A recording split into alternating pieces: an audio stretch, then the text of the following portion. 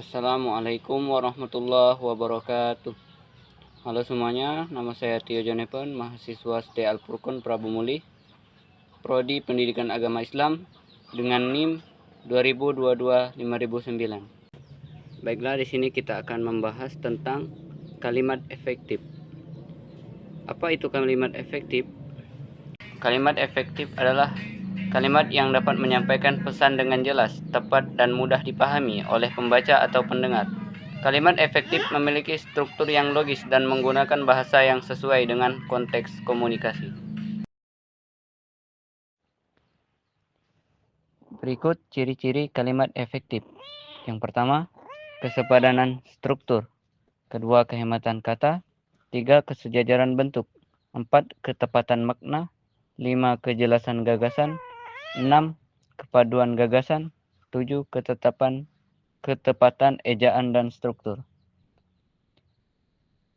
Yang pertama, kesepadanan struktur.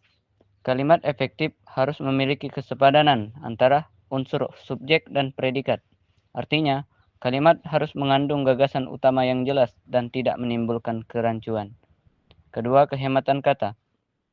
Kalimat efektif disusun secara hemat tanpa mengulang kata atau menggunakan unsur yang tidak diperlukan. Kehematan bukan berarti mengurangi makna, melainkan menghindari penggunaan kata yang berlebihan agar kalimat tetap efisien dan jelas. Ketiga, kesejajaran bentuk. Kesejajaran bentuk berarti unsur-unsur dalam kalimat harus memiliki pola gramatikal yang seimbang. Misalnya, jika satu bagian menggunakan bentuk kata kerja, maka bagian lainnya juga menggunakan bentuk yang sama. Hal ini membuat kalimat lebih rapi dan mudah dipahami. Keempat, ketepatan makna. Kalimat efektif harus menggunakan kata dan struktur yang sesuai dengan konteks agar tidak menimbulkan penafsiran ganda. Kelima, kejelasan gagasan. Kalimat efektif harus menyampaikan satu gagasan pokok secara jelas dan tidak bercampur dengan ide lain. Keenam, kepaduan gagasan. Kepaduan berarti adanya hubungan logis antar unsur dalam kalimat. Setiap bagian dalam kalimat saling mendukung dan tidak bertentangan. Kalimat yang padu mencerminkan alur pikiran yang runtut dan teratur. Terakhir, ketepatan ejaan dan struktur. Berdasarkan pedoman Umen Ejaan Bahasa Indonesia, Tim Bahasa 2017, kalimat efektif harus disusun dengan memperhatikan penggunaan ejaan, tanda baca, dan tata bahasa yang benar. Penggunaan ejaan yang tepat membantu pembaca memahami maksud kalimat tanpa kebingungan. Selanjutnya, jenis-jenis kalimat efektif. Kalimat efektif dibagi menjadi 3 jenis. Yang pertama, berdasarkan struktur. Kedua, berdasarkan fungsi komunikatif. Yang ketiga, berdasarkan tujuan penekanan. Dan yang keempat, berdasarkan bentuk logis dan kejelasan makna. Oke, yang pertama, kalimat efektif berdasarkan struktur. Kalimat tunggal, yaitu kalimat yang memiliki satu subjek dan satu predikat. Misalnya, Sinta membaca buku di perpustakaan. Kalimat ini efektif karena jelas, padat, dan memiliki satu gagasan utama. B. Kalimat majemuk, yaitu kalimat yang memiliki lebih dari satu klausa. Misalnya, Sinta membaca buku di perpustakaan karena ingin menambah wawasan. Kalimat ini tetap efektif karena kedua klausa saling berkaitan secara logis. Yang kedua, kalimat efektif berdasarkan fungsi komunikatif. A. Kalimat deklaratif atau pernyataan. Digunakan untuk menyampaikan informasi atau penjelasan. Contoh, kalimat efektif membantu penulis menyampaikan gagasan dengan jelas. B. Kalimat interrogatif atau pertanyaan. Digunakan untuk menanyakan sesuatu. Contoh, apakah kalimat ini sudah efektif? C. Kalimat imperatif atau perintah. Digunakan untuk memberi perintah atau ajakan. Contoh, gunakan kalimat yang jelas dan tidak bertele-tele. D. Kalimat eksklamatif, seruan. Digunakan untuk mengungkapkan perasaan atau penegasan. Contoh, betapa pentingnya menggunakan kalimat efektif dalam menulis. Yang ketiga, kalimat efektif berdasarkan tujuan penekanan. A. Kalimat langsung, yaitu kalimat yang menyampaikan pesan secara eksplisit. to the point dan to the point. Contoh, Rina tidak masuk sekolah hari ini. B. Kalimat tidak langsung, yaitu kalimat yang menyampaikan pesan secara tersirat namun tetap jelas. Contoh, guru mengatakan bahwa Rina tidak masuk sekolah hari ini. Yang keempat, kalimat efektif berdasarkan bentuk logis dan kejelasan makna. A. Kalimat efektif yang menekankan kejelasan subjek dan predikat. Misalnya, siswa itu rajin belajar setiap hari. B. Kalimat efektif yang menekankan kesatuan gagasan. Misalnya, pendidikan karakter penting untuk membentuk kepribadian. Yang selanjutnya, prinsip atau syarat kalimat efektif. Syarat kalimat efektif ada 7. Yang pertama, kesatuan gagasan. Kedua, kepaduan unsur kalimat. 3, kehematan penggunaan kata. 4, kesejajaran bentuk. 5, ketepatan makna dan diksi. 6, ketepatan ejaan dan struktur. 7, logika dan kelogisan kalimat. Oke, yang pertama, kesatuan gagasan. Kalimat efektif harus mengandung satu gagasan utama yang jelas. Kesatuan gagasan berarti setiap kalimat hanya membicarakan satu pokok pikiran agar pembaca tidak bingung menangkap maksud penulis. Kedua, kepaduan unsur kalimat. Kepaduan unsur berarti bahwa bagian-bagian kalimat, subjek, predikat, objek, dan keterangan harus saling berkaitan secara logis dan membentuk satu kesatuan makna.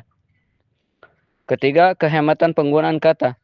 Kalimat efektif menggunakan kata secukupnya untuk menghindari pengulangan yang tidak perlu.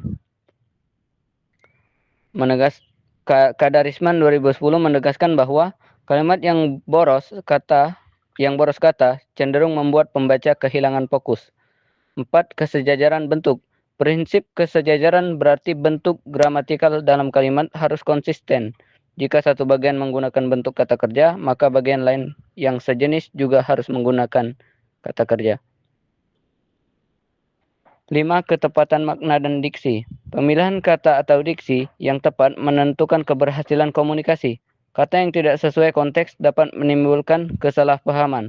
Oleh sebab itu, penulis harus memilih kata yang sesuai makna dan situasi pemakaian. Yang keenam, ketepatan ejaan dan struktur. Kalimat efektif juga harus memperhatikan kaidah ejaan dan struktur. Penggunaan huruf kapital, tanda baca, serta struktur kalimat yang benar membantu pembaca memahami maksud penulis tanpa kesalahan tafsir. Yang ketujuh, logika dan kelogisan kalimat. Kalimat efektif juga harus memenuhi logika berpikir yang benar. Keraf 2004 menekankan bahwa kalimat yang logis menunjukkan hubungan sebab akibat atau kondisi yang dapat diterima akal sehat. Kalimat yang tidak logis akan menimbulkan ambigu dan membingungkan pembaca. Oke, berikutnya kesalahan umum dalam penggunaan kalimat efektif. Ini ada 7. Yang pertama, kalimat tidak memiliki kesepadanan struktur. Kedua, kalimat yang tidak hemat kata. 3, kalimat yang tidak logis. 4, kalimat yang tidak sejajar bentuknya. 5, kalimat yang kurang padu. 6, kesalahan ejaan dan tanda baca. Dan ketujuh, ketidaktepatan pemilikan kata atau diksi. Baiklah, yang pertama, kalimat tidak memiliki kesepadanan struktur. Kesalahan ini terjadi karena kalimat tidak memiliki keseimbangan antara subjek dan predikat atau salah satu unsur pokoknya tidak ada. Contoh yang salah, karena hujan deras di luar. Nah, itu kan nggak jelas. Kenapa? Yang benar, saya tidak pergi ke sekolah karena hujan deras di luar. Pada contoh salah, kalimat tersebut belum efektif karena hanya berupa anak kalimat tanpa induk kalimat yang jelas. Selanjutnya yang kedua, kalimat yang tidak hemat kata.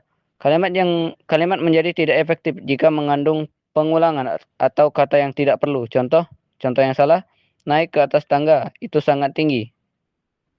Yang benar, naik tangga itu sangat tinggi. Kata ke atas sudah tercakup dalam makna naik, sehingga pengulangan tersebut tidak efisien. Ketiga, kalimat yang tidak logis. Kesalahan logika seringkali muncul karena penempatan kata atau hubungan makna yang tidak sesuai dengan akal sehat. Contoh yang salah, harga buku itu sangat murah sekali.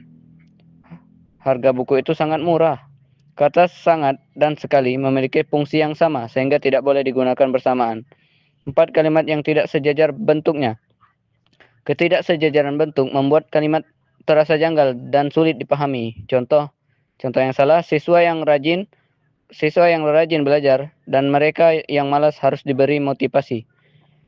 Contoh yang benar, siswa yang rajin belajar dan yang malas harus diberi motivasi.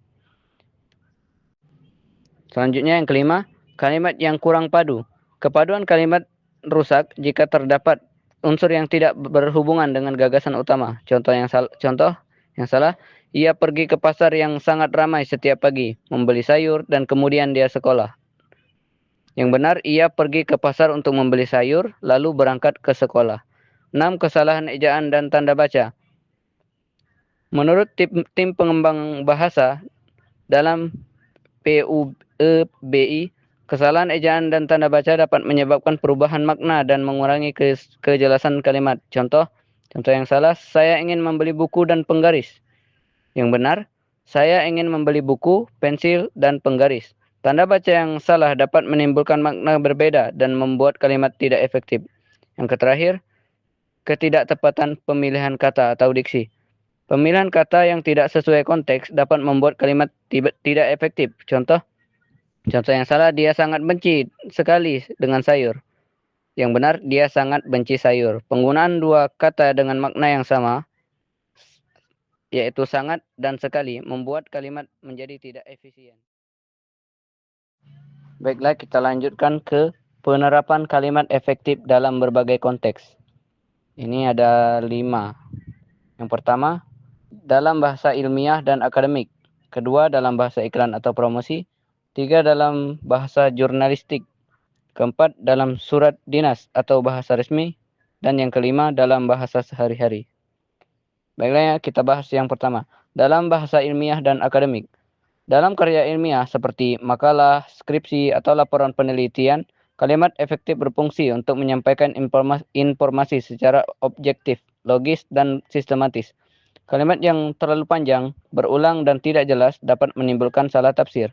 Contoh yang tidak efektif, penelitian ini adalah penelitian yang dilakukan untuk mengetahui bagaimana cara mahasiswa dalam belajar di waktu malam hari. Contoh yang efektif, penelitian ini bertujuan mengetahui cara mahasiswa belajar pada malam hari. Kalimat efektif di atas lebih ringkas, padat, dan langsung menyampaikan maksud penelitian tanpa pengulangan kata yang tidak perlu. Yang kedua, dalam bahasa iklan atau promosi. Dalam dunia periklanan, kalimat efektif digunakan untuk menarik perhatian dan mudah diingat oleh masyarakat. Kalimat harus singkat, jelas, dan persuasif agar pesan dapat tersampaikan dengan cepat. Contoh yang tidak efektif, produk sabun kami dapat membuat kulit Anda menjadi lebih halus, lembut, serta harum setiap hari. Contoh yang efektif, sabun kami menjadikan kulit halus, lembut, dan harum sepanjang hari. Kalimat efektif digunakan untuk menonjolkan keunggulan produk secara ringkas tanpa kehilangan daya tarik. 3. Dalam bahasa jurnalistik. Dalam penulisan berita, kalimat efektif berfungsi agar informasi tersampaikan dengan cepat dan mudah dipahami pembaca dari berbagai latar belakang. Contoh yang tidak efektif, kebakaran yang terjadi di pasar tradisional pagi tadi menyebabkan beberapa kios mengalami kerusakan yang cukup parah. Contoh yang efektif, kebakaran di pasar tradisional pagi tadi merusak beberapa kios. Kalimat efektif menghemat kata tanpa mengurangi makna berita. Yang keempat, dalam surat dinas atau bahasa resmi. Surat dinas menuntut penggunaan bahasa baku dan kalimat efektif agar resmi disampaikan dengan sopan dan tegas. Contoh yang tidak efektif, sehubungan dengan hal tersebut di atas, maka kami bermaksud untuk mengajukan permohonan bantuan dana. Contoh yang efektif, kami bermaksud mengajukan permohonan bantuan dana. Kalimat efektif menghindari frase klise dan bertele-tele yang sering muncul dalam surat resmi. 5. Dalam bahasa sehari-hari. Kalimat efektif juga diperlukan dalam komunikasi lisan agar pesan tidak disalahpahami. Contoh yang tidak efektif, saya ke pasar tadi sama teman beli buah, terus ketemu guru, terus hujan, jadi pulangnya lama. Contoh yang efektif, Saya ke pasar bersama teman untuk membeli buah, lalu hujan membuat kami pulang terlambat. Kalimat efektif mengatur struktur kalimat agar runtut dan mudah diikuti pendengar. Kita cukupkan sampai di sini pembahasan kita hari ini. Lebih dan kurangnya saya mohon maaf. Assalamualaikum warahmatullahi wabarakatuh.